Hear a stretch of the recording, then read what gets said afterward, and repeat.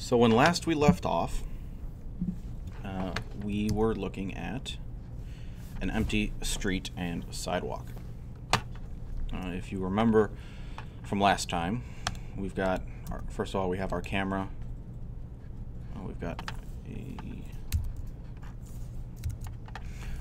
We've got our camera and our light that are actually on layer 11 down here. On layer 1, we just have our street and our sidewalk, and our street, remember, is made up of a mirror modifier and an array, so we can extend it as much as we want. And it also has an end cap, which is currently located over here on layer 6, which goes around the corner and has a little dip for the sidewalk. And this also apparently has a grease pencil, which we don't need. So go back to layer 1, and this is where we left off. Today, what I want to do is I want to rough in the building, and I would also like to do this trash can right here. So let's start with the building. And as we look at it, we're not going to worry about anything above this second floor. That's just a pretty standard building. If you want to add that later on your own, you certainly can. But let's just worry about this main section here.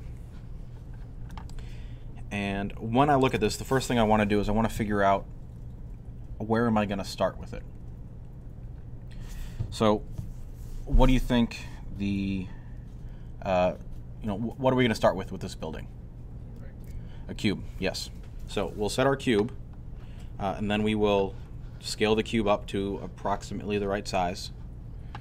Then what we're going to do is we're going to start adding some loop cuts so we can define these sections. So we'll add a loop cut across here to define where the second floor is. We'll add another couple to define where these windows are, where the edges of the big pieces are. We'll add another loop cut. If I zoom in here a little bit, you can see there's this kind of outcropping around the main entrance, so we'll define where that is as well. And then what we'll do is we'll separate a couple of these pieces so we can work on them and add detail to them individually without adding a whole bunch of edge loops to the entire mesh. Once we block that out and start defining our simple forms, then depending on the time, we'll jump to this trash can and we will cover how we can use an array modifier to make the outside of this trash can very quickly and easily without having to make 32 separate poles and then spinning them around. So that's where we're headed. Let's begin. So I know I want my building to be over here somewhere, and I want the bottom of the building to be even with the ground, logically enough. So the way that I'm going to do that is I'm going to select a vertex on the sidewalk. I'm going to hit Shift S and cursor to selected. That's going to position my 3D cursor right on that vertex. This way, when I tab back into object mode and when I add my my block or my starting cube for the building, the origin will be positioned exactly at ground level, which is what I want. So I've got my cursor positioned with Shift S. I'm in object mode now. I'm going to hit Shift A, add mesh cube. Okay. Now I'm going to hit 1 to go into front view, and I'm in orthographic as indicated by 1 ortho up here, and then 2 you can also see the grid. By default, when a cube is added, the origin is at the center point and the cube is 2 units tall. If I go tab to go into edit mode on the cube and hit GZ1, it moves it up 1 Blender unit. Hit return to confirm it, and now my origin is right at the bottom of the cube, right at the base of the cube, which again is where I want it. So I've got the bottom of the building lined up with the ground. Alright, so I have my cube, and the first thing that, well, it's not the first thing, but the next thing that I'm going to do is I'm going to name the cube, and I'm going to name it, I'll just name it Cafe, and it enters just so I can keep track of it. And I'll go Z to go into solid view. And the next thing that I want to do is I'm going to move the cube back so it's Well, I guess that doesn't really matter. We'll leave it there for now, and we can readjust the position exactly later. Now, I hit 1 to go into front view. The cube's a little off-center. If I look at my reference image, I can see there's a bit of space between the edge of the street and the sidewalk, but not that much, and the center of the building is pretty far over from the corner. So that's what I want to replicate next. I'll rotate around a little bit so I can see in 3D space a little bit better. And I'm going to hit G and X to lock it to the X axis. I don't want it to move up and down. I don't want it to move forward and back, just left and right. And I'll slide it over to right about the center line of the scene here. And actually I can be very specific about that. If I hit N to bring up my properties, and I look at my location here, my X location, if I just set that to 0, type in 0, it'll be perfectly centered in the scene. Just because that'll make doing any manipulations and keeping track of where we are just a little bit easier. Okay, now that I have my cube more or less where I want it, it's time to start bringing it to the dimensions that I want. So I'm going to hit Tab to go into edit mode, 1 to go into front view, and I'm going to look at my reference. And I looked at this closer earlier, and I've gone through this before, so I know roughly what seemed to work out pretty well is to assume that this is about 18 meters across. And so what I'll do in edit mode with everything selected, so I'll double tap A just to make sure everything is selected. I can hit G, X, oops, G, X, and then I want it 18 wide. It's already 2 wide, so I need to hit 9. Whoa, I'm sorry, not G, S for scale. Scale along the X-axis 9 times, and hit enter, and that gives me my width. Okay. Now I'm going to do my height, and looking at this, I more or less guessed that this distance right here is about 20 feet, and then the second floor is about 15 feet. So 35 feet to make it easy in Blender units. I went with 36 feet or 12 Blender units. Again, these are approximations that we can alter later. It's just good to get pretty close now to make it easier. So I'm going to hit Z to go into wireframe view, and I'm going to box select, or hit A to deselect everything. Then I'm going to box select the top half here, and I want the total height to be 12 Blender units. Right now it's 2, so I need to move it up 10 units. So I'll hit G to move, Z to lock it to the Z axis, and I'll type in 10 and hit enter. And now I'm at a total of 12 Blender units tall. Now I'm going to swing around to the side view, and 3 on the number pad will change you to the right orthographic view. I'm going to hit A to deselect everything, and B and box select the back half of the building. Now if I go back to my reference, I can see the building goes for quite a ways. I don't need to model half a city block worth of storefront. So I just went with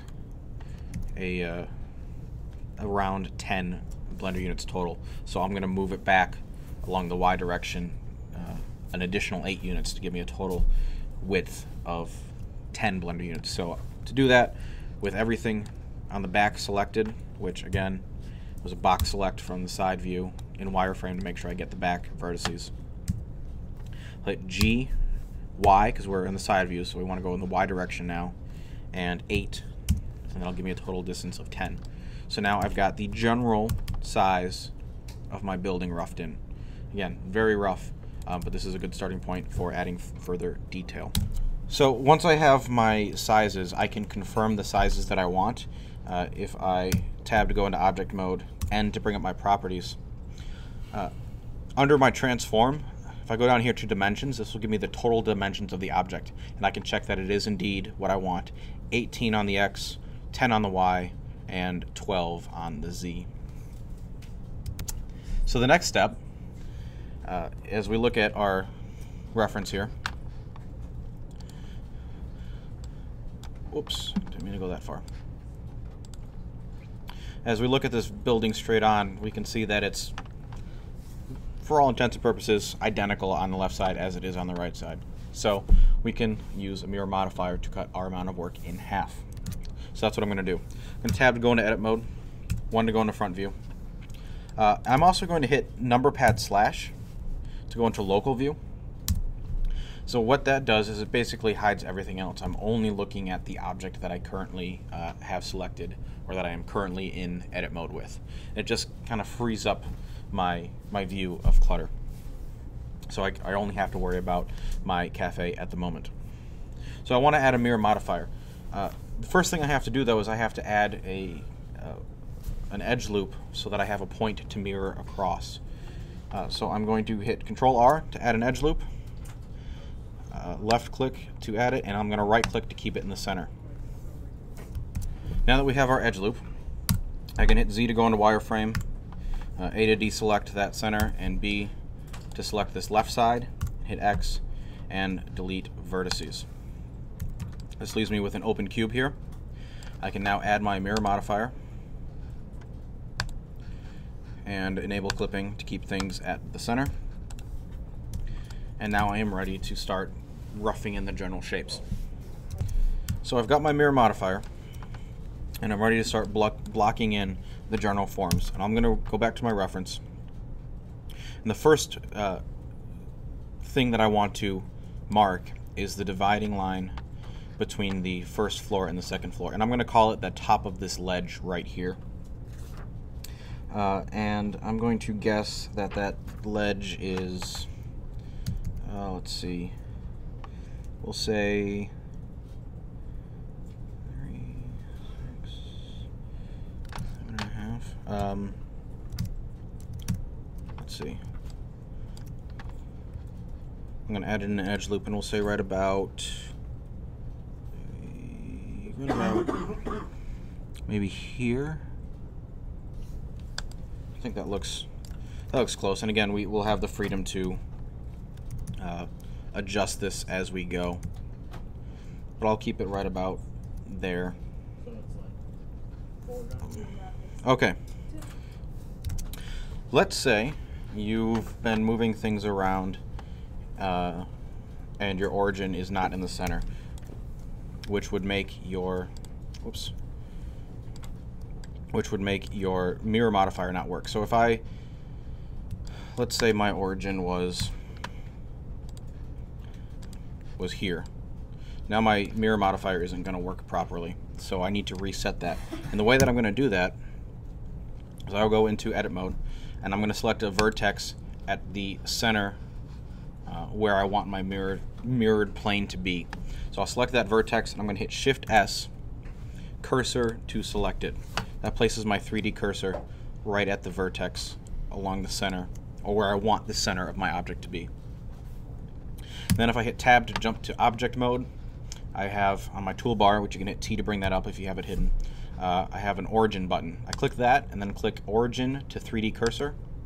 That will reposition the origin of the object where the 3D cursor is, and now my mirror modifier works properly. Okay, so I've got this first edge loop, which kind of defines where the second floor is. Next, I want to, let me jump back to my reference. Next, I want to define this window area, this first kind of bank of windows. So I'm going to say from the top second floor, we'll say that's maybe, let's see, maybe 6 feet or so. Let me check my other instance of Blender. Call it maybe 1.5 units down, I think. So I'll add in an edge loop. Oops. I'll add in another edge loop, and we'll move it right about here maybe. And then, yeah, about 1.5, maybe a little bit more. And then I'll add another one right about here. And I'm just going to add these really quickly because I'm going to go back and I'm going to adjust these. I've got my reference open on another monitor, but if I keep jumping back, I'm kind of looking. I'm going to call this distance right here between the edge of the windows and the edge of the building maybe 3 feet. So that'll be about 1 blender unit apart. And then I'm going to look at the center division here, and we'll call that maybe 7 feet. Well, 7 feet from the center. I don't know. Kind of eyeball it. That's the thing, is that you'll have the freedom to go back and adjust where these edges fall. But the important thing right now is just to get the geometry in there so you can start visualizing it and start seeing what your proportions are. So I've kind of got that roughed out. I've got this section right here roughed out here. I've got my windows, more or less in there. I want to add also a line for these center windows, because you can see they don't quite line up with the edge of the doorway. So I will add in another edge loop right about here, and I'll bring it in just a little bit, I think, to about there. Okay. So what I've got, we've got this shape here for the door. We've got this shape here for the kind of patio doors right here. Then we've got this section here for the 3 windows across, and this section here for the big windows in the center. I can add another edge loop in right here, and this shape here will define this detail right here on the building. Alright, so now what I want to do, I'm going to delete my grease pencil. The first thing, I'm not going to ever see the back of the model, and I'm not ever going to see the floor of the model. So I'm going to just delete those faces, and I'll do that with circle select. So I'm going to hit C to bring up my circle. I'm just going to paint the faces I want to delete, and hit X, delete faces. Oops, I had something selected in the front. Make sure you don't have anything selected in the front. And then X and delete the faces. Okay, I can also delete the bottom faces because I'm never going to see the building from that angle. So select the faces, X and delete faces. So now I have 3 sides of a building that I can work with and minimize the amount of geometry that I have in the scene. So I've got kind of the forms roughed out. Now I want what I want to do is look at my reference a little bit closer and make sure that I'm comfortable with the proportions that I'm displaying. So I'm going to look at how tall these windows are in relation to how tall this gap is, and make sure that those are pretty close. And I am actually pretty happy with that. The same thing with these doors. I'm going to make sure that they're skinny enough. And again, I think I'm pretty happy with that. So this part of blocking in is maybe not the most exciting, but if you spend some time here, then it's going to make the rest of it flow a lot easier. And I think I'm actually pretty good with this. Let me check my other scene.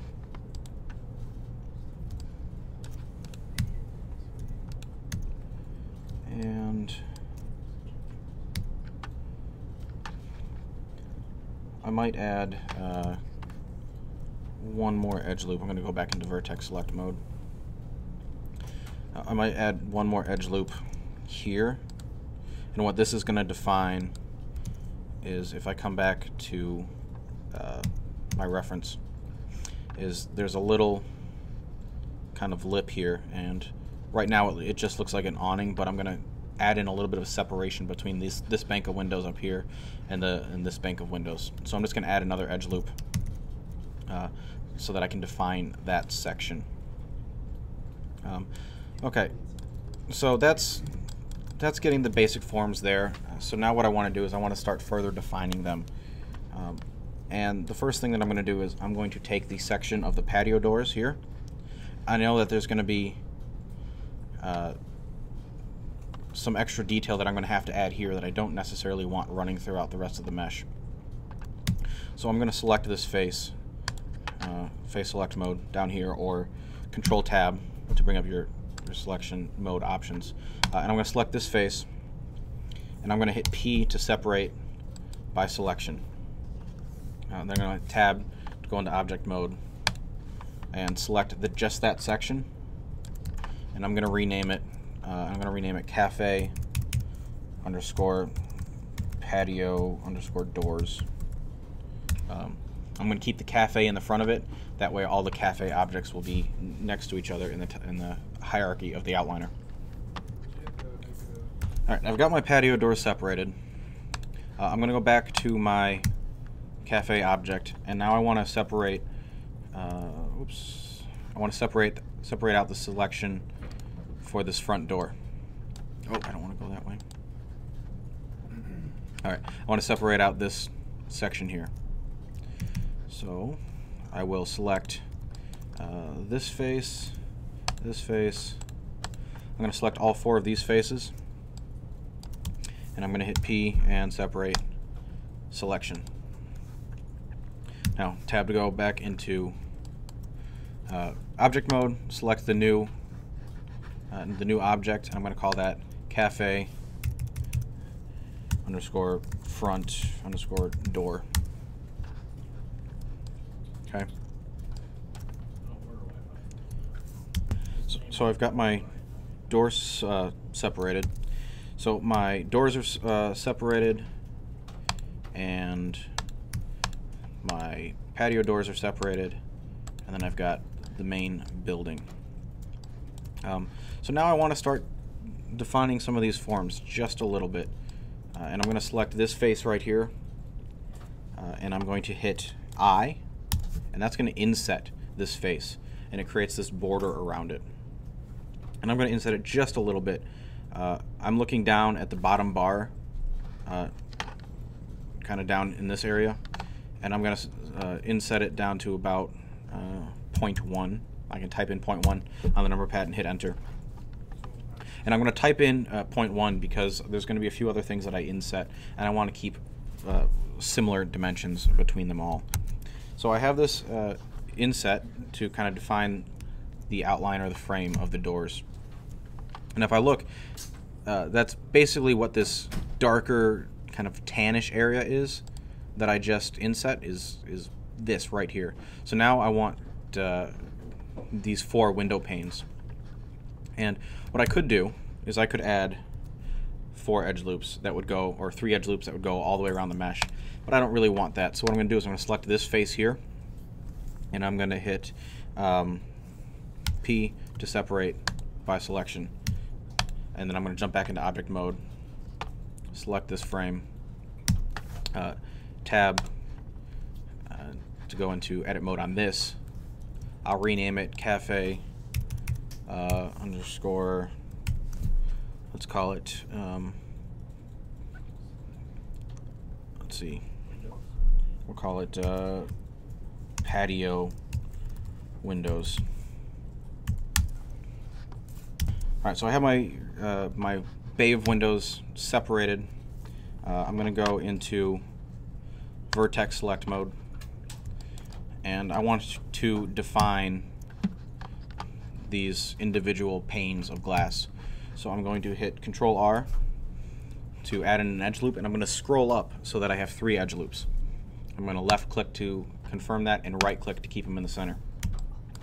Now I have kind of a segmented row of windows, And I can further define that if I jump back into face select mode, so Control Tab, face, and I'm going to select all 4 faces, and I'm going to inset again. Now, I'm going to inset about, we'll go about 0.1 again. Now, if you notice down at the bottom of the 3D window, we have a bunch of text. We've got confirm, which will tell you enter or left click will confirm. Cancel, you can do that by escape or right click. But we also have, all the way at the end, individual, I. So if I hit I, now it's insetting each individual face, which is what we want because each pane of glass has its own frame. So I'm going to hit I to do that, and then I'm going to hit enter. Okay. There's one more thing that I want to do with these panes of glass, and that's, I'm going to select again just these, whoops, not that one, just these interior faces, and then I'm going to extrude them back along the y-axis just a little bit. So maybe we'll do 0.05 and hit enter to confirm. Now if I go into solid view mode and back into object mode, I can see there's a little bit of depth there. Okay, and it's giving me hints of the building, which is what I want. There's a little bit of detail. We'll go back later and add more detail, but first I just want to get kind of the general forms blocked out. So that's our patio windows.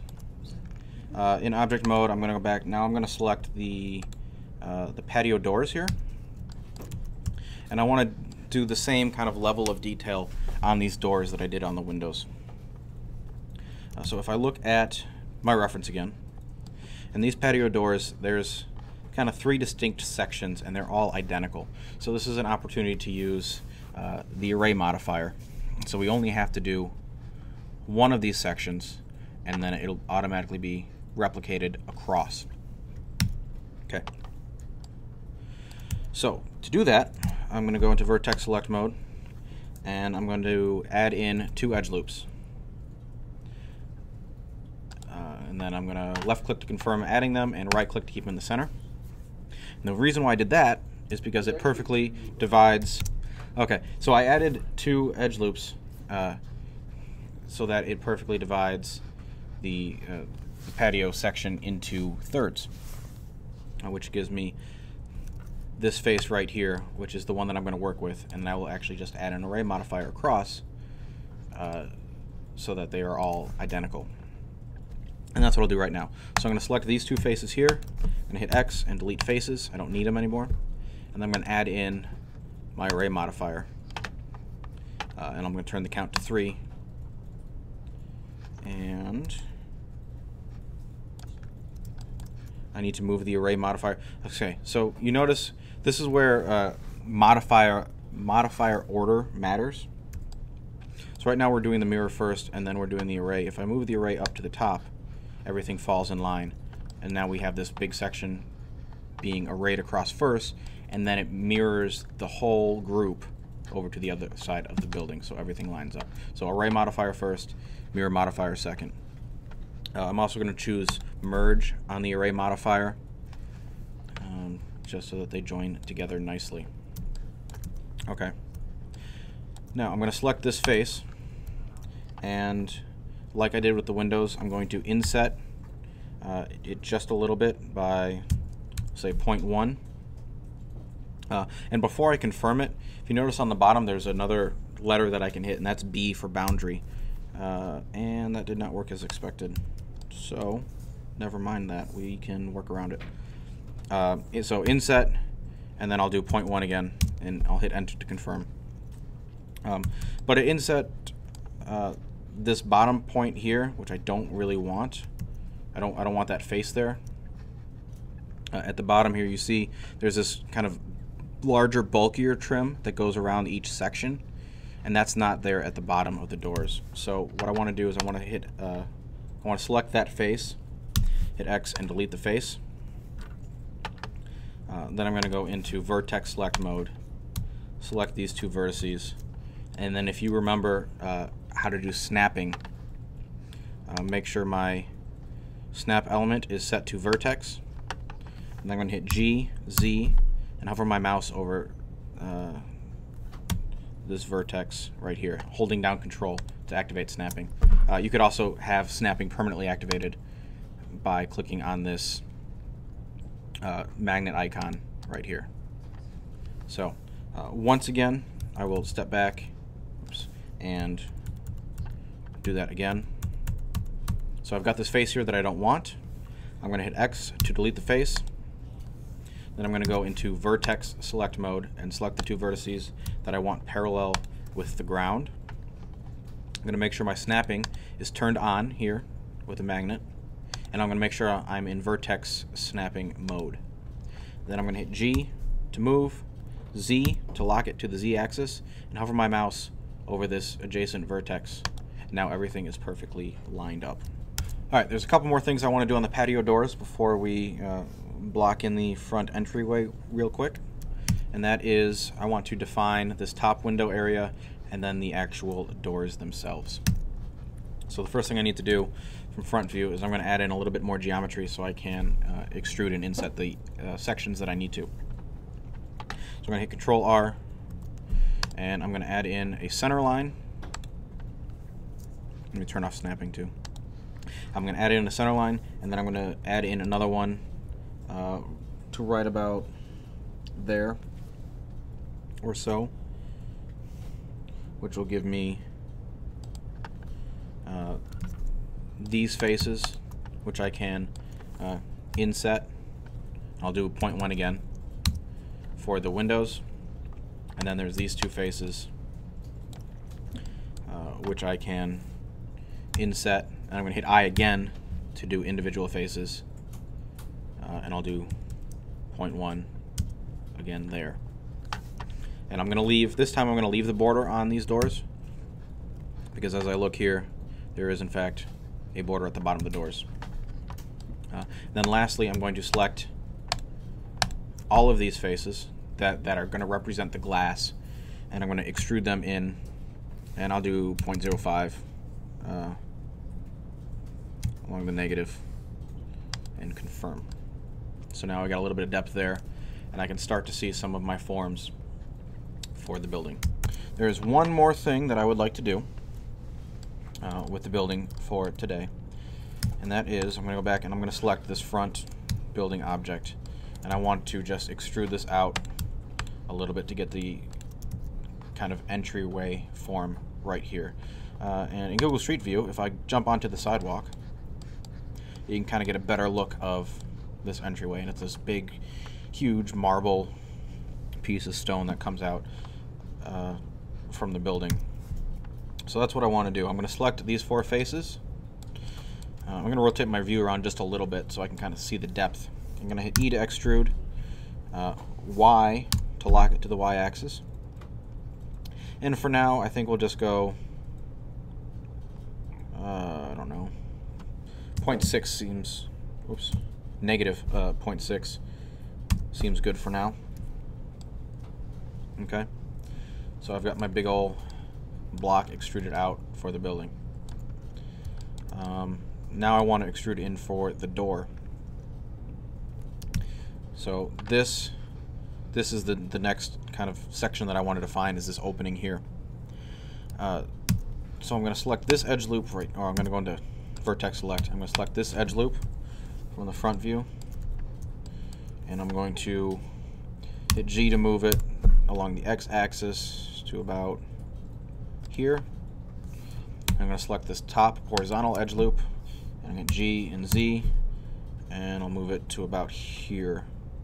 I want to keep this face right here pretty close to square, because this looks to be pretty even in terms of this thickness across and this thickness up and down. Once I get that close to what I like, then I'm going to go back into face select mode. I'm going to select this face, and I'm going to extrude it in the Y direction in a bit. We'll go 1. And if you notice, I've got these faces down here on the ground that I don't want. So I'm going to select that face, X, delete faces. I'll select this face, X, and delete faces. So now that's a good general starting form for me. I've got... Oh, okay, so I've got some backside faces here that I don't want. If I hit Z to go into wireframe, I can see where the faces are that I don't want. So I'm going to select that one, and delete those faces. And I don't want this face, and I don't want this face either. Okay. So now, if I just show you just that piece in local view, this is the form. I don't have any backside faces here. I also don't need this ground face either. Just kind of general cleanup work, so I don't have any hidden faces causing problems later. So I'm pretty happy with that as a blocked-in entrance. Jump out of local view, and now I can see kind of the rough in of my building.